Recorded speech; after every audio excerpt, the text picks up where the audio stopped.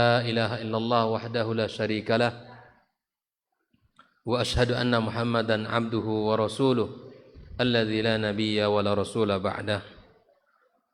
قال تعالى يا أيها الذين آمنوا اتقوا الله حق تقاته ولا تموتن إلا وأنتم مسلمون. أما بعد فإن أصدق الحديث كتاب الله وخير الهدى هدى محمد صلى الله عليه وسلم وشر الأمور محدثاتها وكل محدثة بدعة وكل بدعة ضلالة. Kaum muslimin dan muslimat, hadirin hadirat, para jemaah yang dirahmati Allah dan saudara-saudari dimanapun berada yang mengikuti kajian kita pada malam yang berbahagia ini. Alhamdulillah, kita bersyukur kepada Allah Tabaraka wa Ta'ala. Kita kembali diberikan izin dan kesempatan untuk bisa sama-sama duduk dalam majelis yang mulia ini. Majelis ilmu, majelis yang menghadirkan keyakinan di dalam hati kita terhadap agama Allah karena dalil-dalil Al-Quran dan Sunnah. Majelis yang menebarkan kebaikan, menenteramkan hati dan jiwa kita, serta majelis yang selalu diliputi oleh malaikat-malaikat Allah Subhanahu wa Ta'ala, dan majelis yang Allah Subhanahu wa Ta'ala memuji orang-orang yang senantiasa duduk di dalam majelis-majelis ilmu tersebut. Ucapan salat dan salam mari senantiasa kita ucapkan untuk baginda kita alaihi salatu wassalam. Allahumma salli wa sallim wa barik ala Muhammad. Mudah-mudahan kita mendapatkan syafaatnya pada hari kiamat kelak. Ikhwah fillah, malam ini kita akan membahas tentang apa saja yang akan ditanyakan kepada hamba di hari kiamat kelak. Ya. Apa saja yang akan dipertanyakan kepada setiap hamba di saat Allah Subhanahu wa Ta'ala mengumpulkan kita, menghitung seluruh amal-amal kebaikan dan keburukan kita. Nah, oleh karena itu ikhwah fillah, kita mesti tahu agar kita bisa bersiap. Jika itu kebaikan harus kita kerjakan, jika itu adalah keburukan mesti kita tinggalkan. Maka dengan mengetahui apa saja yang akan ditanya Allah, mudah-mudahan kita bisa berhati-hati di dalam berbuat, bisa berfikir sebelum kita melakukan, dan kita senantiasa mencari jalan yang telah dijelaskan oleh Allah dan Rasulnya sallallahu alaihi wasallam, dan kita berpegang teguh kepada apa yang telah disampaikan oleh Nabi kita alaihi salatu wassalam dan diikuti oleh para sahabatnya. Nah, ketika Rasulullah sallallahu alaihi wasallam menyampaikan jalan yang selamat itu adalah jalan ma'ana alaihi wa ashabi, jalan saya dan jalan para sahabat-sahabatku, yang mana mereka mengikuti perintah-perintah Rasulullah sallallahu alaihi wasallam dengan penuh cinta, dengan semangat, dengan kesadaran yang tinggi, karena memang ibadah itu harus dibangun padanya. Ya, yang pertama adalah al-hubbu, cinta kepada Allah dan Rasulnya. Yang kedua adalah yang harus dibangun adalah rasa tunduk kita kepada Allah Tabaraka wa Ta'ala. Manakala seseorang memiliki rasa cinta kepada Allah, rasa cinta kepada Rasulullah sallallahu alaihi wasallam, dan kemudian di hatinya ada ketundukan kepada Allah Azza wa Jalla, maka akan terbangunlah ibadah dengan kuat di dalam kehidupan seseorang. Namun apabila tidak ada dua pondasi tersebut, maka pondasi ibadahnya bisa mudah untuk runtuh, mudah untuk retak, bahkan mudah untuk futur dalam ibadah kepada Allah Subhanahu wa Ta'ala. Apalagi jiwa yang tidak bersih, jiwa yang kotor, itu akan mudah meruntuhkan semangat di dalam beribadah kepada Allah Subhanahu wa Ta'ala. Oleh itu ikhwah fillah, mari kita pelajari apa saja yang akan ditanya seorang hamba di hari kiamat kelak. Yang pertama, al-kufru wasyirku, kekufuran dan kesyirikan. A'zam ma yus'al anhu al-ibad wa kufruhum wa syirkuhum. hal yang paling besar, hal yang paling agung yang akan ditanyakan kepada seorang hamba adalah kekafirannya dan kesyirikannya kepada Allah. Orang-orang yang tidak beriman ditanyakan kenapa kufur. Orang-orang mungkin ya yang melakukan kesyirikan, orang-orang syirik jelas melakukan kesyirikan. Bahkan ada orang-orang yang beriman tetapi melakukan kesyirikan, dan itu akan ditanyakan oleh Allah Subhanahu wa taala. Ya. Di mana asyuraka, ya, syarikat-syarikat dan tandingan-tandingan yang mana mereka sembah di dunia selain Allah, itu akan ditanya oleh Allah Subhanahu wa taala. Allah mengatakan wa qila lahum, di hari kiamat kelak orang-orang yang mensyirikkan Allah, orang-orang yang kufur kepada Allah Azza wa Jalla, mereka akan ditanya kepada mereka, wa qila lahum, akan dikatakan kepada mereka, aina ma kuntum ta'budun, mana berhala-berhala yang dulu kalian sembah di dunia, mana ya binatang-binatang, mana pohon-pohon, mana batu-batu, mana orang-orang yang kalian sembah ketika di dunia. Akan ditanya Allah Azza wa Jalla. Ya, wa qila lahum aina ma kuntum ta'budun, mana yang kalian sembah dulu. Masya Allah, ini tantangan di hari kiamat yang akan disampaikan kepada mereka ketika hidup di dunia ini menyembah selain Allah Subhanahu wa taala. Bayangkan hadirin yang dirahmati Allah, andaikan hari itu ditujukan pertanyaan wa qila lahum aina ma kuntum ta'budun kepada kita, kira-kira apa yang dijawab oleh seorang hamba di saat itu? Apa yang bisa ia katakan kepada Rabbuna Tabaraka wa Ta'ala? Bayangkan, pasti tidak akan bisa menjawab. Karena yang menjawab bukan lisan. Bukan lisan yang kita gunakan hari ini berbicara, tapi akan menjawab kadar keimanan seseorang. Wa qila lahum aina ma kuntum ta'budun. Wa qila lahum, dikatakan kepada mereka, aina ma kuntum ta'buduna min dunillahi hal yansurunakum aw yantasirun. Mana yang kalian sembah selain Allah itu? Makanya seluruh sembahan selain Allah disebut dengan taghut, seluruhnya. Makanya di antara al-qawaidul arba, 4 kaidah yang ditulis oleh Syekh Muhammad bin Abdul Wahab dalam risalah Al-Qawaidul Arba, ya.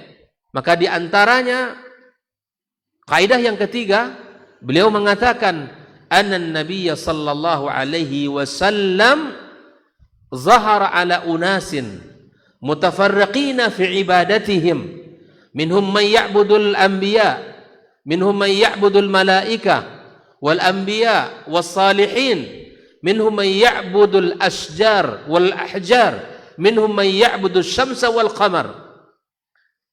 Dalam kaidah yang ketiga disebutkan ada 4 kaidah. Beliau mengatakan Nabi Muhammad sallallahu alaihi wasallam diutus di tengah-tengah masyarakat yang pola ibadah mereka berbeda-beda. Ada yang menyembah malaikat, ada yang menyembah nabi, ada yang menyembah orang-orang saleh, ada yang menyembah batu, ada yang menyembah pohon, ada pula yang menyembah matahari dan bulan. Apa kata Syekh Muhammad bin Abdul Wahab? Walam yufarriq bainahum. Nabi SAW tidak membedakan antara orang yang menyembah malaikat dengan orang yang menyembah batu, tidak dibedakan oleh Nabi di dalam memperbaikinya dan mendakwahinya. Karena siapapun yang disembah, baik malaikat, baik para anbiya, baik para orang-orang saleh, sampai batu dan pohon, maka semuanya sama dan salah. Semuanya sama. Nabi SAW tidak membedakan, oh ini menyembah malaikat, tidak diperangi Nabi, tidak diajak, enggak. Semua yang menyembah selain Allah diperangi oleh Nabi SAW dan tidak dibedakan satu dengan yang lainnya. Maka ikhwafillah, orang-orang yang menyembah selain Allah akan dikatakan kepada mereka, mana Tuhan yang kalian sembah selain Allah? apakah mereka ini menolong kalian, ya, atau tidak? Nah, wa yauma yunadihim fayaqulu aina syuraka'i alladziina kuntum taz'umun. Allah katakan di dalam surat Al-Qasas ayat 62, hari di saat mereka dipanggil. Siapa mereka dipanggil? Hamba-hamba Allah dipanggil, ya. Fayaqul wa yauma yunadihim fayaqulu aina syuraka'i alladziina kuntum taz'umun. Mana, kata Allah, mana tandingan-tandingan yang kalian jadikan tandingan untukku, yang dulu kalian katakan, yang dulu kalian prasangkakan. Ancaman berat bagi mereka yang menyembah selain Allah, dan ancaman bagi mereka yang mensyirikkan Allah Subhanahu wa ta'ala. Maka seorang muslim harus bersih akidahnya. Seorang muslim harus jauh dari kesyirikan. Ya, jauhkan dari kesyirikan sekecil apapun kesyirikan itu. Maka bersihkan tauhid kita, bersihkan akidah kita, bersihkan keyakinan kita kepada Allah Subhanahu wa taala. Caranya bagaimana? Mempelajari tauhid. Dari mana sumber tauhid? Dari Al-Qur'an dan sunnah Rasulullah sallallahu alaihi wasallam. Naam, itu yang pertama dalilnya. Ya. Wa yas'aluna an ibadatihim li ghairillah min taqdimil qarabin lil aliha allati kanu ya'budunaha wa nahra adh-dhabaih bi ismiha. Mereka juga ditanya, bukan hanya sekedar, ya, sembahan-sembahan selain Allah, tetapi mereka juga ditanya tentang ibadah mereka yang mereka berikan selain Allah, dengan mereka mengorbankan sesuatu yang dengan korban itu bisa mendekatkan diri mereka kepada Allah, atau mereka menyembelih sembelihan yang bukan atas nama Allah Subhanahu. Itu semua akan ditanyakan kepada mereka. Wa yaj'aluna lima la ya'lamuna nasiban mimma razaqnahum tallahi latus'alunna amma kuntum taftarun. Pasti kalian akan ditanya, kata Allah, apa yang kalian dustakan ketika di dunia. Bayangkan itu, Pak. Bayangkan, di hari tidak ada lagi kuasa bagi siapapun di hadapan Allah, akan Allah pertanyakan seluruh apa yang kita kerjakan. Yang pertama adalah kekufuran dan kesyirikan yang dilakukan oleh seseorang. Maka sungguh beruntung orang-orang mukminin, orang-orang yang beriman kepada Allah di hari itu, ya, dia akan selamat.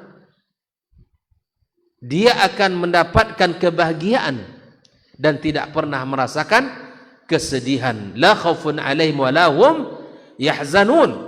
Mereka yang bertauhid, ya, mereka yang memiliki wajah yang berseri-seri, mereka ahlus sunnati wal jamaah ala aqidati, ya, as-sahihah.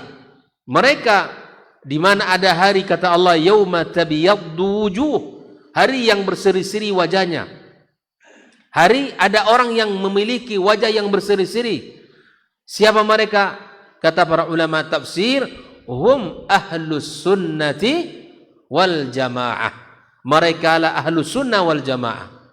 Mau tidak kita wajah kita dari kiamat berseri-seri? Mau tidak? Sangat mau. Apa syaratnya tadi? Berakidah dengan akidah ahlus sunnah wal jamaah, yang didasari dengan kitabullah dan sunnah Nabi SAW. Terkait dengan tauhid rububiyah, meyakini Allah esa di dalam ciptaannya, pengaturannya. Terkait dengan tauhid uluhiyah, kita hanya memurnikan ibadah kita hanya kepada Allah, tidak ada unsur yang lain. Terkait dengan asma dan sifat, ya, kita menetapkan bagi Allah apa yang telah Allah tetapkan, sifat, nama dan sifat-sifatnya.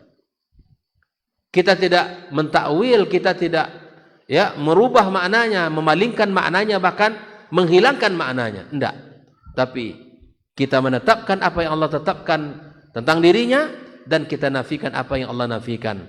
Ya, bila kaif, bila takyifin, wala tamsid, wala tahrifin, ya, tanpa kita merubah-rubah, ya, bentuk bagaimana dan seterusnya.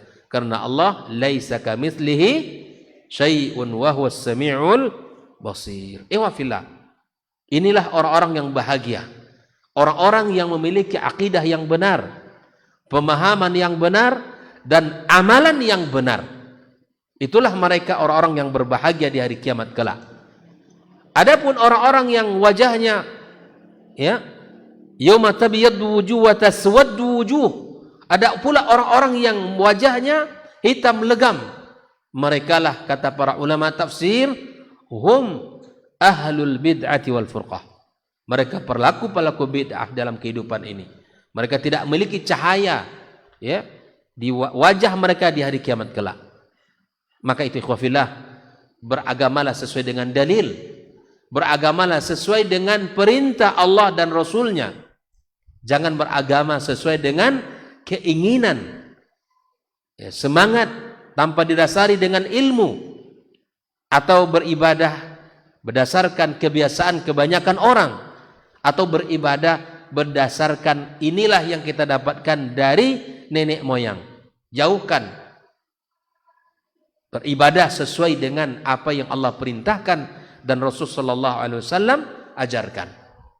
Nah, Allah juga mengatakan tentang dusta ya, Allah juga akan menanyakan tentang dusta mereka terhadap para rasul yang diutus Allah Subhanahu wa taala. Wa yauma yunadihim, hari di mana dipanggilnya mereka, fa yaqulu madza ajabtumul mursalin. Bagaimana kalian ya? Bagaimana sikap kalian terhadap dakwah para rasul yang telah kami utus, kata Allah. Jadi menjalankan sunnah Nabi, menjalankan perintah Nabi sallallahu alaihi wasallam, itu akan ditanya kita oleh siapa? Allah. Allah katakan, madza ajabtumul mursalin. Bagaimana sikap kalian dulu di dunia? Sejauh mana kalian taat kepada perintah Rasul kami? Sejauh mana kalian bersungguh-sungguh mengamalkan syariat yang telah dibawa oleh utusan kami, kata Allah. Bayangkan Pak, menjalankan perintah Nabi itu akan ditanyakan oleh Allah Subhanahu wa taala, menjalankannya. Bagaimana kalian? Hari ini kalau kita tidak mengamalkan sunnah Nabi, terus apa yang kita jawab nanti di hari itu, ikhwafillah? Kalau hari ini kita tidak bersungguh-sungguh menjalankan syarat ini dengan benar, apa yang akan kita jawab di hari itu? Fa'amiyat alaihimul anba'u yawma idzin fahum la yatasaalun. Inilah ujungnya. Ya, maka ikhwafillah rahimakumullah, ini yang pertama yang akan ditanyakan di hari kiamat kala, al-kufru wasyirku, yaitu kekufuran seseorang dan kesyirikan yang dilakukan oleh seseorang. Akan ditanya Allah Azza wa Jalla. Kita ya, alhamdulillah Allah berikan nikmat iman, min a'zamin ni'am, sebaik-baik nikmat dan seutama-utama nikmat. Alhamdulillah. Maka kita berusaha selalu menjaga nikmat iman ini. Dan kita juga menjaga nikmat ya yang Allah berikan, nikmatus sunnah, nikmat kita berada di atas sunnah Nabi sallallahu alaihi wasallam. Yang kedua, ikhwafillah rahimakumullah, apa yang akan ditanya Allah di hari kiamat kala? Ma'amilahu fi dunya, apa yang dikerjakan olehnya ketika di dunia ini. Ya kan? Seseorang akan ditanya Allah di hari kiamat kala seluruh amal kebaikan dan seluruh pekerjaan yang telah ia lakukan dalam kehidupan dunia ini. Allah Subhanahu wa taala mengatakan di dalam surat Al-Hijr ayat 92, fa warabbika lanas'alannahum ajma'in. Dan demi Rabbmu, maka kami akan menanyakan mereka seluruhnya. Amma kanu ya'malun.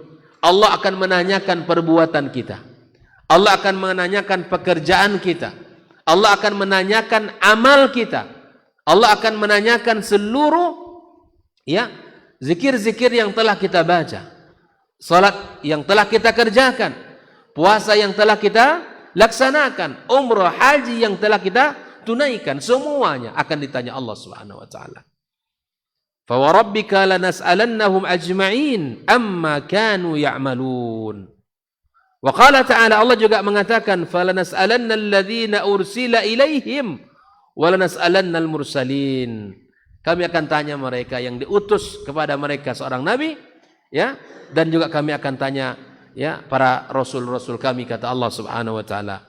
Ikhwafillah, di dalam Sunan At-Tirmidzi dari Abi Barzah Al-Aslami radhiyallahu taala anhu, anna Rasulullah sallallahu alaihi wasallam qaal la tazula qadama 'abdin yaumal qiyamah, tak akan bergerak bergeser kaki ya tumit seorang hamba di hari kiamat kelak, hatta yus'ala an arba', sampai ia ditanya tentang empat perkara. Apa yang empat itu?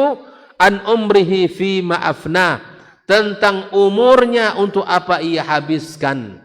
Umur, Pak, usia ya, hari-hari yang kita lewati ini tidak gratis, tidak habis begitu saja, tapi dia akan menjadi objek pertanyaan nanti di hari kiamat kelak. An umrihi fima afna, tentang umur untuk apa ia habiskan. 50 tahun Allah berikan, untuk apa ia gunakan sejak dia masa balik. 60 tahun Allah berikan, atau 65 tahun Allah berikan, untuk apa ia manfaatkan selama usia tersebut, atau 70 tahun, atau 80 tahun, atau lebih. Seluruhnya akan ditanya Allah, menjadi objek pertanyaan. An umrihi fima afna, wa an ilmihi madza amila bih, tentang ilmu sejauh mana dia amalkan. Wa an malihi min aina iktasabahu wa fima anfaqah, tentang harta dari mana ia dapat dan kemana ia belanjakan harta itu. Wa an jismihi fima ablah, dan tentang tubuhnya ya, untuk apa dia fima ablah ya, untuk apa ya gunakan. Ya subhanallah ya. Ini harus kita perhatikan ikhwafillah rahimakumullah. Jangan sampai ini kita sia-siakan. Usia yang Allah berikan, kemudian harta yang Allah titipkan, kemudian badan yang sehat ya, dan umur yang panjang, jangan kita abaikan kehidupan kita sedikit pun. Wa fi Sunan Tirmidzi aidan, dalam Sunan Tirmidzi juga, an Abdullah bin Mas'ud radhiyallahu taala anhu, dari Abdullah bin Mas'ud ya, semoga Allah meridainya, bahwa sesungguhnya Nabi sallallahu alaihi wasallam berkata, la tazula qadama ibni Adam yaumal qiyamati min indi rabbih hatta yus'ala an khams ya. Tidak akan bergeser kaki anak manusia di hari kiamat sampai ya di sisi Allah Subhanahu wa taala ya, sampai ditanya tentang 5. Kalau tadi 4, kalau sekarang ada 5. Untuk apa yang 5 yang mana? An umrihi, tentang umur. Wa an sababihi, tentang masa muda. Wa an malihi, dan tentang hartanya. Ya, dari mana dia dapat dan kemana ia belanjakan. Wa maza amila fima alima, apa yang telah ia kerjakan dari apa yang telah ia ketahui ilmunya. Ikhwafillah, inilah hadis-hadis dan semuanya terdapat dalam Jami'ul Usul ya. Kemudian dikatakan oleh Imam Tirmidzi, hadza hadisun hasanun sahih. 6. Ikhwafillah, yang harus kita perhatikan ya, yang harus kita tadaburi bersama di dalam hadis yang sudah kita bacakan ini, bahwa dia harus mengetahui rahasia ya, rahasia di mana dakwah Nabi sallallahu alaihi wasallam ya, itu semuanya mengajak kepada kebaikan. Ya, kita harus memahami ini ya, dan kita harus yakini itu. Usia kita, masa muda kita, harta kita ya, dan ilmu kita. Di sini dijelaskan fakullama kathura malul 'abdi kathura hisabuhu wa tal. Catat baik-baik ini bagi orang-orang yang punya harta banyak. Setiap ya orang yang punya harta banyak, maka akan banyak hisabnya dan akan lama pula ya masa hisabnya. Orang yang punya banyak harta, maka hisabnya akan ya lama. Tuh, kalau begitu gimana? Enggak perlu banyak arah toh. Lain copek lain. Alhamdulillah. Asal kita manfaatkan harta dalam harta ini, 2 pertanyaannya. Yang pertama, dari mana? Berarti sumber pekerjaannya itu apa? Ya kan? Sumbernya dari yang halal atau tidak? Lalu kalau sudah dapat, apa lagi? Kemana pula digunakan? Kalau digunakan pada yang baik, bangun masjid ini, Masya Allah, ya kan? Wakafkan, buat pengajian, hidangkan kepada kaum muslimin. Luar biasa ini. Ikhwafillah. Ya. Makanya Nabi SAW mengajarkan kepada kita bahwa orang yang banyak hartanya, panjang hisabnya, banyak pertanyaannya. Wa kullama qalla maluhu khaffa hisabuhu wa asra bihi ilal jannah. Orang yang sedikit hartanya, maka pendek hisabnya dan cepat masuk surganya. Insya Allah. Mana yang mau? Coba. Banyak copet enggak kan bisa. Ya banyak tentu banyak pula pertanggungjawabannya. Banyak pertanyaannya. Ya kan? Ya kalau satu-satu ditanyakan banyak, kan? Ya, rumah itu dari mana sumbernya, gitu kan? Ya tanah yang di situ dari mana sumbernya? Kebun yang situ dari mana sumbernya? Kalau halal alhamdulillah. Ya. Jelas ya? Orang yang sedikit hartanya, ya ringan, ya hisabnya dan cepat kepada dimasukkan ke dalam surga. Dari mana itu tahu? Dari hadis Nabi sallallahu alaihi wasallam, anna fuqara al-muhajirin yasbiquna aghniyahum ilal jannati bi arba'ina san. Nabi mengatakan orang-orang fakir dari kaum muhajirin mendahului masuk surga dari kaum orang-orang kayanya 40 tahun lamanya. Hitungan akhirat. Ya kan? Orang-orang fakir dari kaum muhajirin, fuqara al-muhajirin, ya, lebih dahulu masuk surga dari orang-orang kaya mereka. Berapa lama? Baba mana pilih baba? Oke. Makanya pembahasan para ulama, ya kan? Mana yang lebih afdal, ya kan? Kaya bersyukur, miskin. Kikio mana? Kaya yang bersyukur dan miskin yang bersabar. Jawab. Kalau boleh memilih tentu menjadi orang yang kaya bersyukur, ya kan? Sepakat ulama di sini nampaknya. Ya kan? Taib. Dan masing-masing punya kelebihannya. Di bahasa para ulama masing-masing punya kelebihan. Ya. Kaya yang bersyukur punya kelebihan.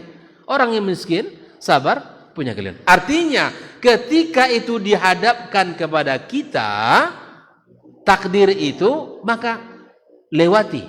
Kalau Anda ditakdirkan Allah menjadi orang kaya, maka pandailah ketika memang Allah takdirkan, ya, berkecukupan dan biasa-biasa saja, maka itu harus diikat, ya, dengan kesabaran yang tinggi.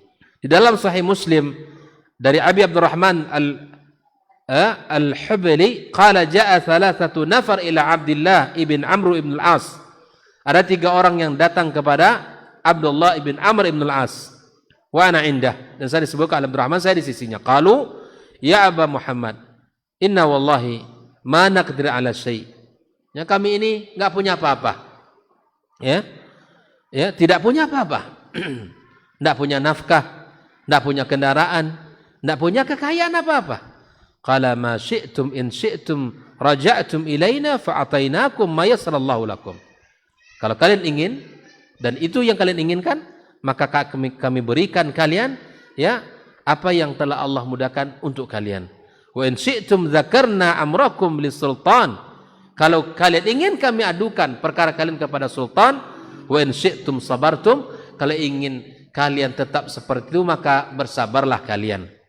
Fa inni sami'tu Rasulullah SAW yaqul inna fuqara'il muhajirina yasbiquna al-aghniya. Sesungguhnya orang-orang fakir dari kaum muhajirin mendahului orang-orang kaya yaumal qiyamah ilal jannati bi arba'ina kharifa. Mendahulinya 40 tahun. Bayangkan. Jadi ketika orang itu datang, kalau kalian ingin kami berikan apa yang ada yang sesuai kemampuan.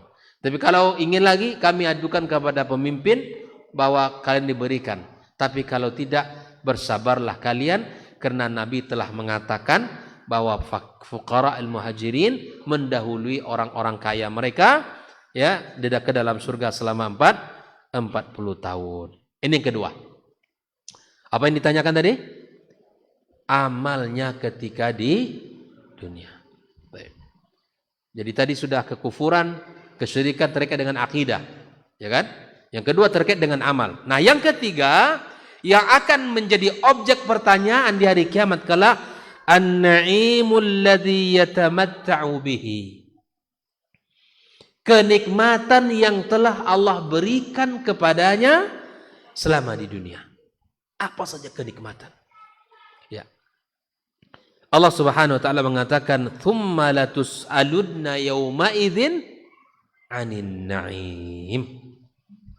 Kemudian akan ditanyakan di hari itu, ya, tentang nikmat-nikmat yang telah Allah berikan kepadanya ketika di dunia. Bisa kita menghitung nikmat Allah? Tidak bisa. Apa yang dimaksud dengan an-na'im huna? Yang pertama, syab'ul butun. Ketika kita rasa kenyang, di saat selesai makan, rasa kenyang itu bukan akan ditanyakan Allah. Bayangkan, Pak. Wa baridil ma, air yang segar yang kita minum di saat kita haus. Air yang segar itu pun akan ditanya Allah.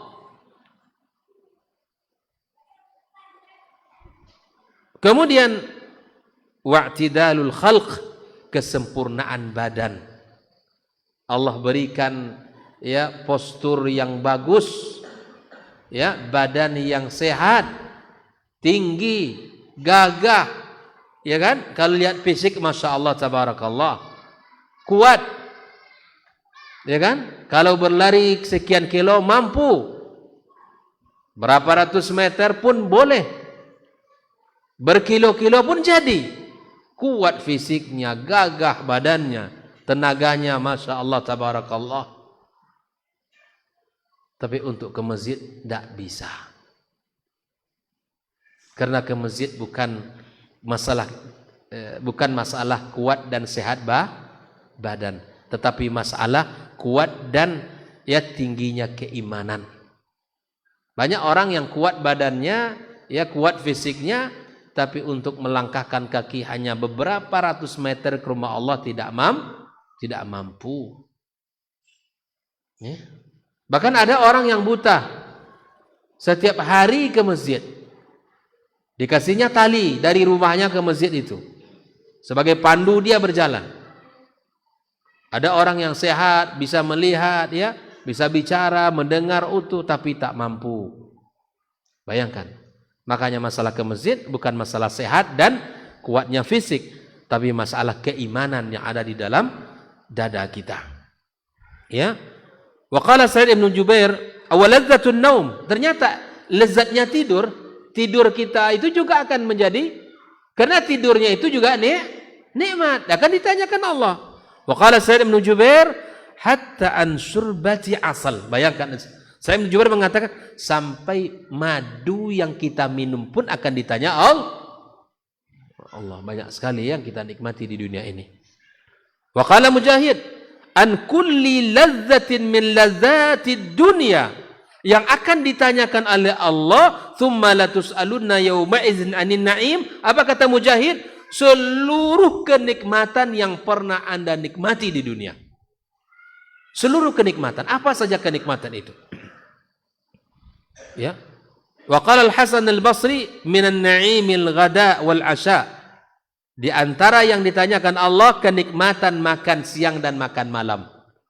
Makan malam tidak akan ditanya Allah itu. Jangan hanya, ya, kita makan lalu kemudian kita tidak taat kepada Allah Subhanahu wa taala. Wa qala Abu Qilabah, "Minan na'im aklis samin wal 'asal bil khubzin naqi." Di antara kenikmatan itu adalah minyak samin, ya, dan madu serta roti yang lezat, yang enak, bersih. Itu kan kenikmatan itu, iya kan? Wa an Ibni Abbasin, "An-na'im," di antara kenikmatan yang ditanyakan Allah, sihatul abdan. Masya Allah, tabarakallah, kesehatan badan, kesehatan fisik, kesehatan badan, ya, sehat.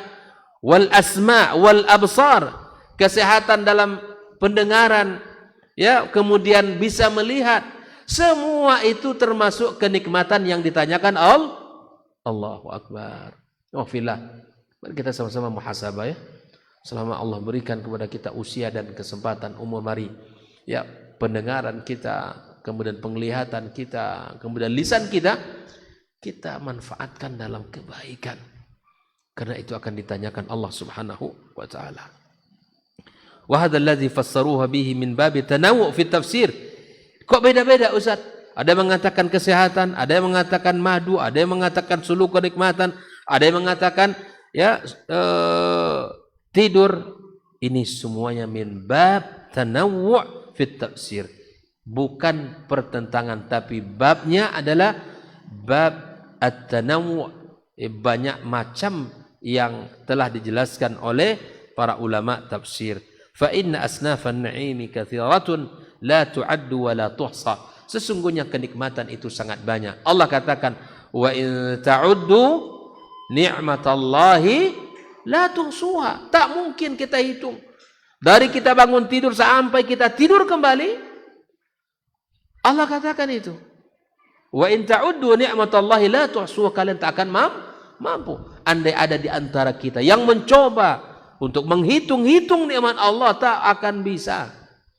Karena setiap detik ya usia yang kita lewati itu dalam naungan nikmat Allah Subhanahu wa taala. Wa ba'du anwa'in na'im minad dururiyat wa ba'daha minal kamaliyat. Kenikmatan itu ada hal yang pokok dan ada hal yang menjadi penyempurna daripada kenikmatan itu semua. Wan nas yatafawatuna fi dzalika fima bainahum, dan kita berbeda-beda ya di dalam memperoleh kenikmatan tersebut. Wa yujad fi asri ma la yajidhu ahlu usurin ukhra.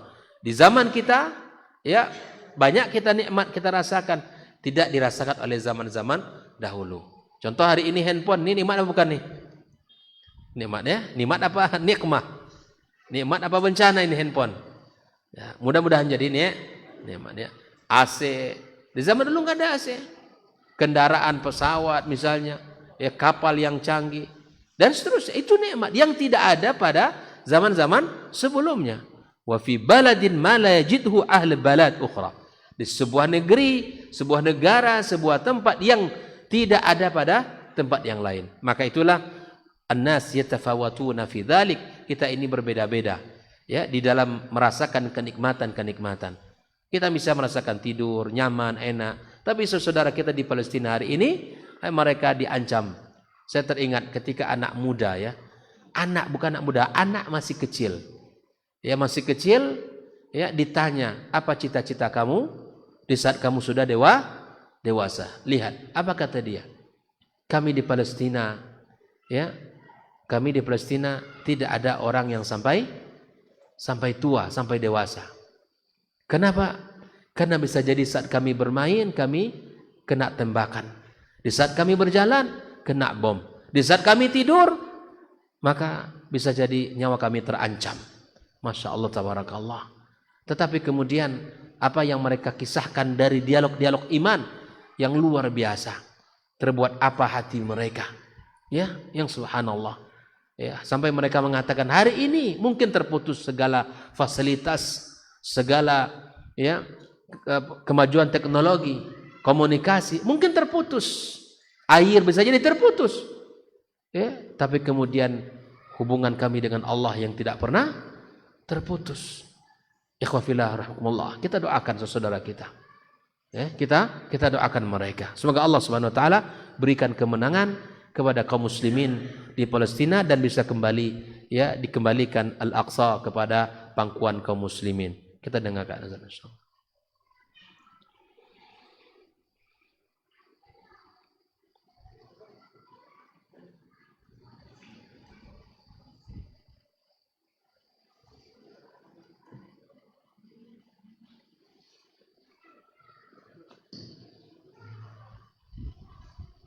Allahu Akbar, Allahu Akbar.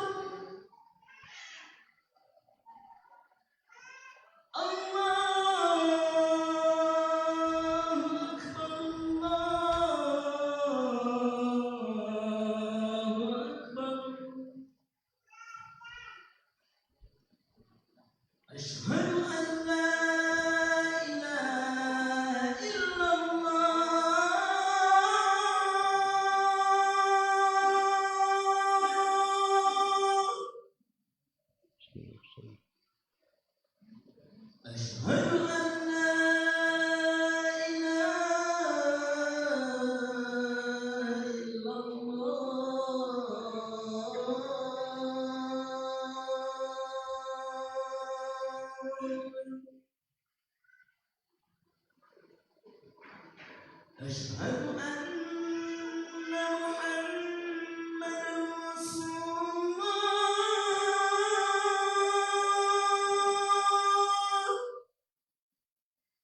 رسول الله أشهد أن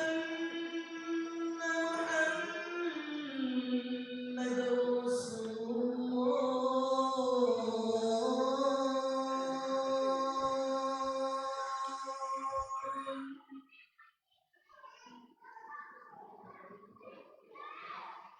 حي على الصلاة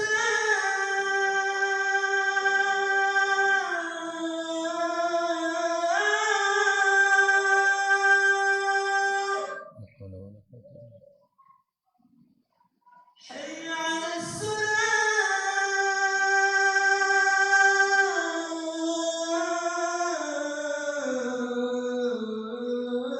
حي على الفلاح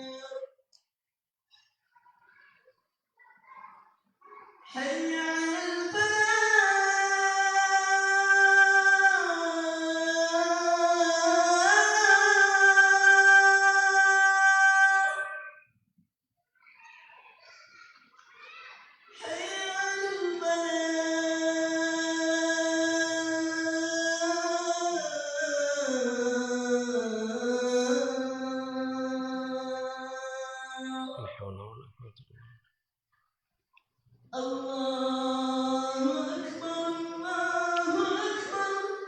الله أكبر الله أكبر لا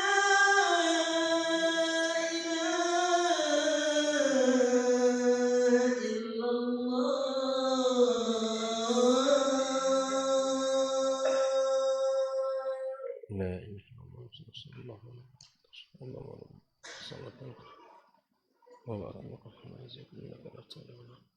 Naam. Bismillahirrahmanirrahim. Di dalam sebuah hadis Tirmidzi dengan isnad yang sahih dari sahabat Nabi yang mulia Abu Hurairah, dia berkata bahwa Rasulullah sallallahu alaihi wasallam bersabda, Nabi SAW menyampaikan bahwa sesungguhnya di antara yang pertama yang akan ditanya seorang hamba di hari kiamat kelak, dia dari kenikmatan-kenikmatan yang telah Allah berikan kepada mereka, dikatakan kepadanya, Allah katakan, bukankah kami telah menyehatkan badanmu? Bayangkan, bukankah telah kami sehatkan badanmu, dan bukankah telah kami berikan kenikmatan air kepadamu? Bayangkan, ini hadisnya sahih. Kesehatan badan ini jangan kita abaikan. Makanya subhanallah, ketika kita sehat, ya, ketika kita sehat ini, kita selalu ke rumah Allah, datang salat, ya, kita beribadah kepadanya, kita duduk dalam majelis ilmu. Pada satu hari nanti, di saat mungkin di hari-hari tua tidak mampu lagi dia datang ke rumah Allah karena sakit yang ia derita atau kesulitan untuk berangkat ke rumah Allah Azza wa Jalla, ya, atau ada uzur-uzur lain yang tidak dia menjadikan dia mampu untuk datang ke rumah Allah Subhanahu wa taala, maka orang yang ketika mudanya, ketika sehatnya selalu hadir ke rumah Allah untuk salat, untuk ibadah, majelis ilmu, tapi pada saat itu dia tidak datang lagi ke rumah Allah dikarenakan uzur syar'i, apa yang ia kerjakan di rumah dari salat dan ibadah itu terhitung insya Allah di sisi Allah pahala berjamaah. Itu hadis Nabi SAW. Bayangkan, ketika sehat ini Pak, jaga ke rumah Allah, hidupkan ibadah bersama di rumah Allah Subhanahu wa taala, salat. Makanya orang-orang yang subhanallah ketika sehat memiliki semangat seperti itu dan ada uzur syar'i yang tidak dia bisa lagi datang ke rumah Allah, maka apa yang ia kerjakan di rumahnya dari salat-salatnya, maka itu insya Allah masih terhitung dalam pahala berjamaah. Allahu Akbar. Ikhwafillah, kita beginilah Islam yang luar biasa. Maka oleh karena itu kesehatan badan ini akan ditanyakan Allah. Untuk apa ia gunakan? Untuk bersepeda setiap sore, ya kan? Atau main olahraga saja, berlari saja? Jangan, rugi. Kesehatan badan digunakan untuk ibadah. Kesehatan badan digunakan untuk ketaatan kepada Allah Subhanahu wa taala. Ya. Ada orang yang hari tua mengoleksi kereta-kereta tua. Ada kebiasaan begitu. Sudah tua, sudah nggak mampu, sudah ingatlah hari kematian. Ingat akan berangkatnya kita menuju Allah. Terkadang terpikir masa tua nanti apa yang dia kerjakan. Masa tua nanti apa yang harus dijaga. Masih saja dunia itu menggelayut dalam pikirannya. Seharusnya di usia-usia kita sudah berumur ya, maka kemudian kita harus sudah ingat akan keberangkatan kita, akan berpisahnya kita dengan dunia yang fana ini. Nah, ikhwafillah, air yang segar yang Allah berikan ya di saat kita haus, yang kita butuh air, ternyata ini bukan juga gratis. Ini bukannya sekedar kenikmatan sesaat, tapi kenikmatan air yang Allah berikan kepada kita di saat kita butuh air, itu akan menjadi pertanyaan di hari kiamat kelak. Menjadi objek pertanyaan, bukankah telah aku berikan kepada kamu air minum? Ya. Aku kenyangkan kamu di saat kamu haus. Bayangkan, itu semua. Makanya dulu subhanallah Pak, para sahabat hanya melihat air bisa menangis. Bisa menangis. Bukan karena dia, bukan karena air ini sekadar air, tapi min wara'i hadzal ma.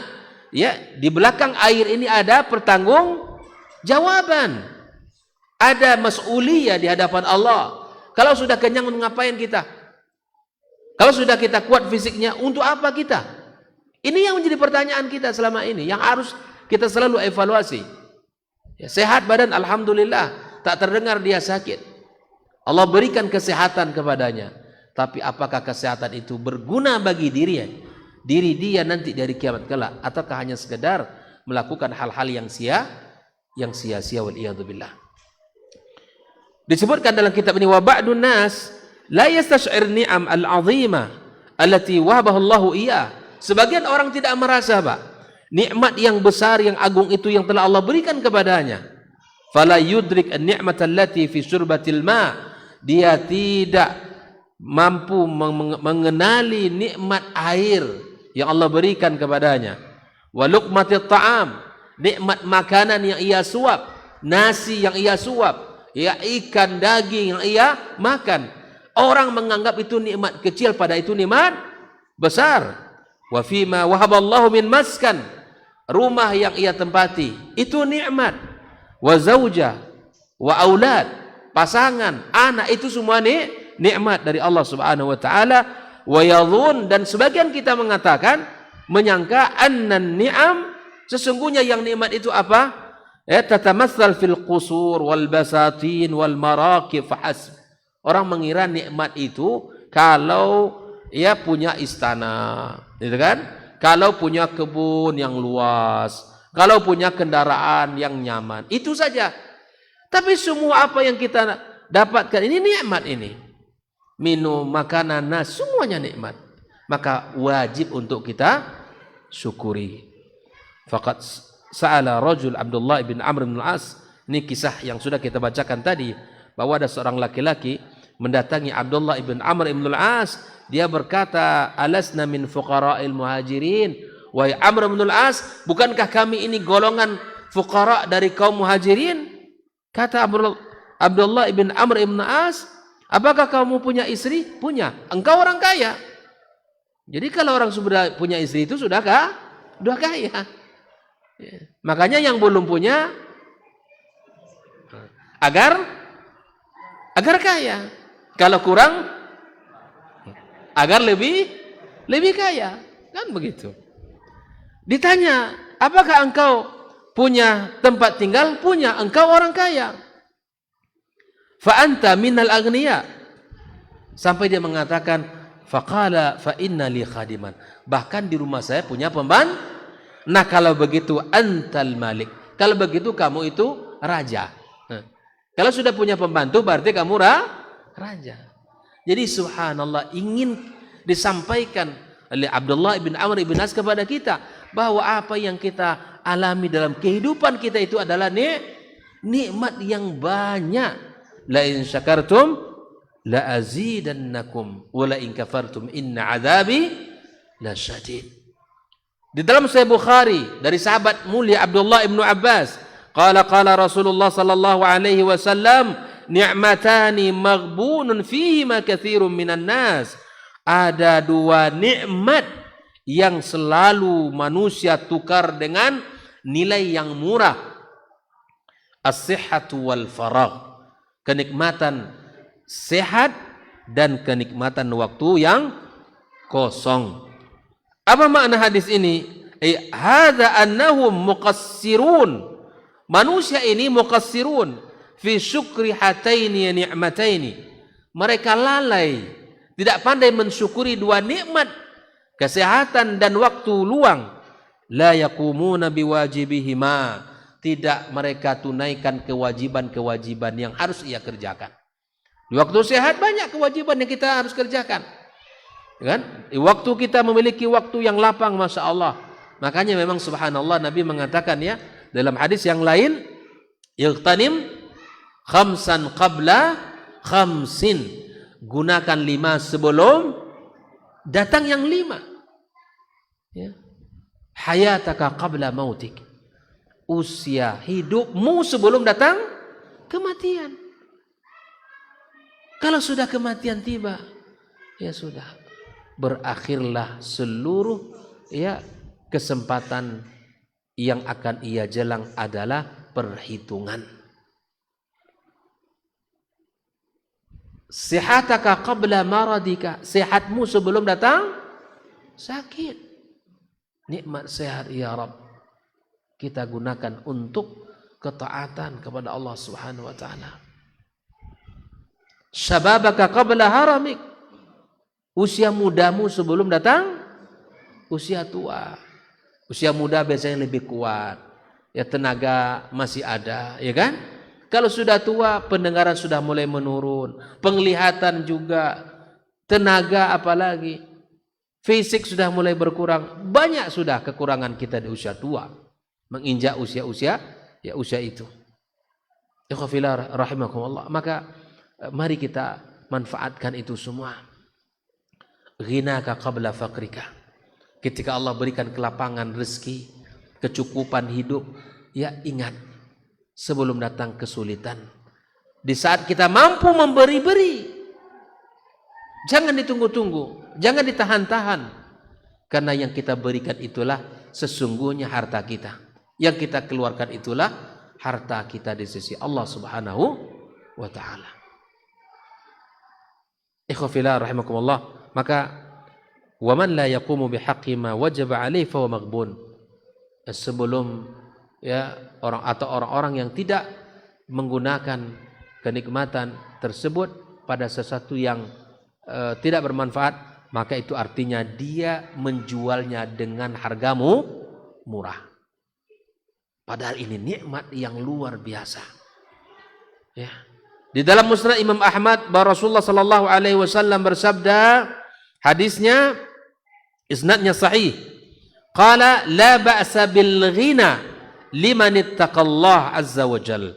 Tidak mengapa dengan kekayaan kalau dengan kekayaan itu dia bertakwa kepada Allah. Jadi ini pas nih, mintalah kekayaan. Tapi ingat ya, makanya subhanallah ada sebuah istilah yang harus kita selalu bicarakan ya, sebuah kaidah yang harus kita perhatikan ya, kaya dulu sebelum kita soleh dulu sebelum kita kaya.